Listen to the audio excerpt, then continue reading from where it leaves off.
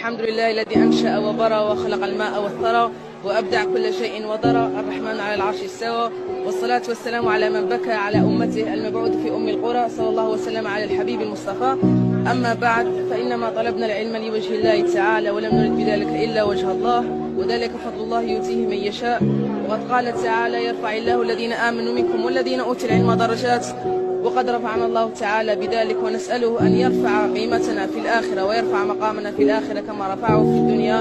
إنما طلبنا العلم لوجه الله ثم لنفرح والدينا وأساتذتنا وجميع الأطقم التربوية، وجزى الله الوالي كل خير لأنه تكفل ووضع على عاتقه مهمة إفراح طلاب العلم وما عز الأمة الإسلامية إلا بأنهم قد قربوا طلاب العلم، وليجزينه الله خيرا بإذن الله تعالى. سبحانك اللهم وبحمدك، أشهد أن لا إله إلا أنت، أستغفرك وأتوب إليك، والسلام عليكم.